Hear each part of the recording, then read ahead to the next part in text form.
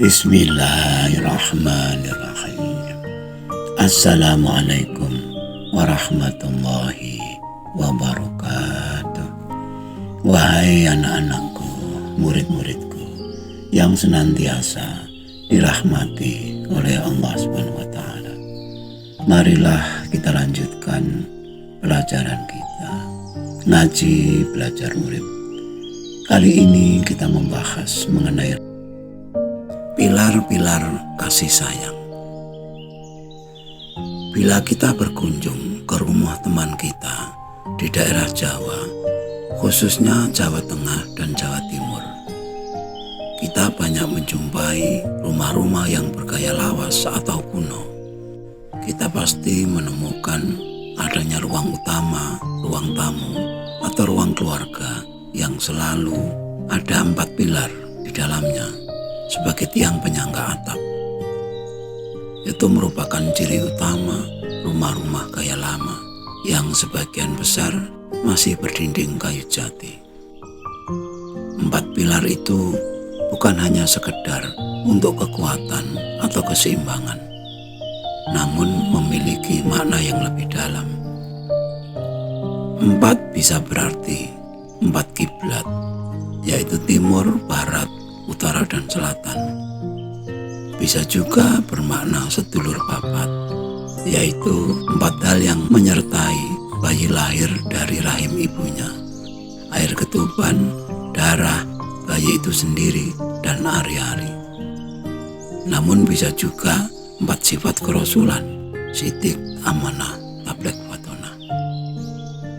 Namanya juga simbol, penafsiran, tergantung siapa yang membuat simbol itu beserta penafsirannya. Baiti jannati, rumahku adalah surgaku. Semboyan bagi kita yang telah mengerti bahwa tempat kedamaian adalah tempat tinggal kita sendiri, rumah sendiri. Lalu bagaimanakah mewujudkan semua itu? Ibarat rumah yang memiliki 4 pilar yang menopang atap sebagai pengayom dari panas dan hujan, tempat berteduh dari panas, dan berlindung dari cuaca dingin.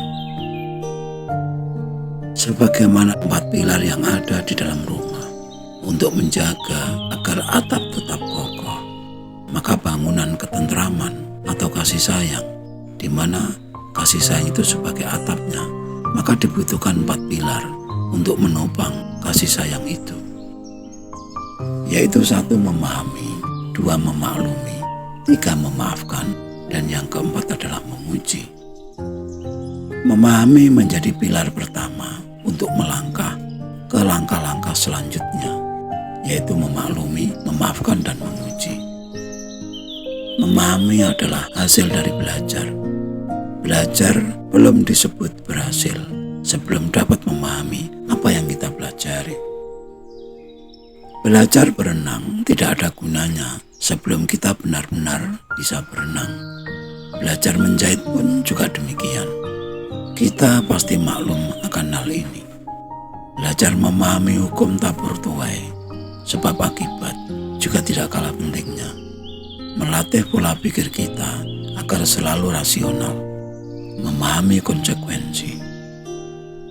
Sebelum musim panen tiba, para petani tidak akan dapat masukkan uang dari hasil bertani. Umumnya, para pegawai negeri, kas keuangannya selalu menipis di tanggal-tanggal tua, yaitu tanggal 20 ke atas. Hal ini benar-benar kita pahami. Setelah kita berpikir dan merenung tentang selera makan tiap orang, kita maklum bahwa setiap orang punya selera masing-masing. Misalnya mengenai rasa pedas, manis, asin, dan sebagainya.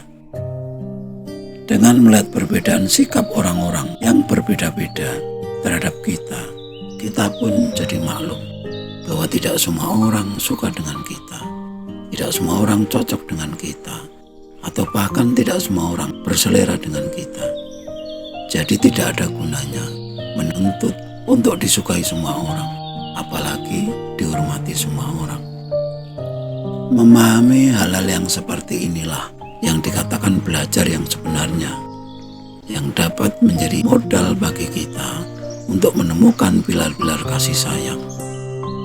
Bila kita tidak paham, tidak mau paham, atau tidak mampu memahami sikap orang yang anti kepada kita, maka kita akan membenci orang tersebut. Dan apabila rasa kebencian itu mengendap terlalu lama hingga menjadi bagian dari diri kita, yaitu diri pembenci, maka hilanglah atau ambruklah semua pilar-pilar kasih sayang tersebut. Seiring dengan ambruknya pilar kasih sayang dari dalam hati dan pikiran kita, maka hilang pula peluang kita untuk hidup tentram atau bahagia. Padahal jika kita bertanya kepada semua orang, apakah ingin hidup bahagia? Jawabnya pastilah iya. Namun, tanpa adanya kasih sayang, mustahil hal itu dapat dicapai. Hal inilah yang tidak kita pahami, yang dialami hampir semua orang, bahwa kunci kebahagiaan itu ada di dalam diri kita sendiri. Maka tidak ada gunanya jika kunci yang hilangnya di dalam diri, namun kita mencarinya di luar. Mencari kebahagiaan dengan cara mengumpulkan uang sebanyak mungkin, mencari jabatan setinggi mungkin, meluaskan kekuasaan seluas mungkin, membanggakan diri tentang nasab, hingga sampai ke nasab Nabi pun tidak ada gunanya. Sekali lagi, jika tidak ada pikiran-pikiran positif, mulai memahami, memaklumi, hingga memuji Tuhan dengan cara mensyukuri apapun yang terjadi sebagai pelajaran yang mengajarkan kedewasaan pada jiwa kita.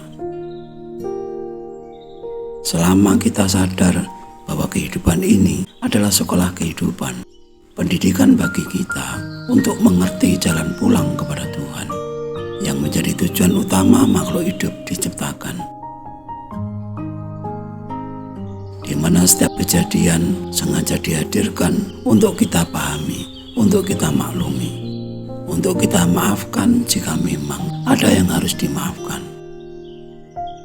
Maka pada akhirnya memuji Tuhan adalah keharusan yang absolut, karena memang hidup adalah puji Tuhan. Meskipun kenyataannya sedikit sekali dari kita yang tahu tujuan hidup, di mana setiap orang kalau kita tanya tentang tujuan hidup, ibarat orang yang bepergian tapi tidak pernah tahu kemana dia harus pergi. Namun itulah hidup, misteri kehidupan, misteri Tuhan dengan segala rahasianya. Adakah kita merupakan bagian dari orang yang mengetahui rahasia kehidupan, rahasia Tuhan yang serba maha itu? Allahu a'lam. Sekian dulu wajangan yang mohon maaf atas segala kekurangan. Semoga selalu bermanfaat, dan marilah berdoa bersama. Ya Allah, mudahkanlah jalan pengabdian kami kepadamu. Amin, amin, amin. Ya Rabbal Alamin. Wassalamualaikum warahmatullahi wabarakatuh.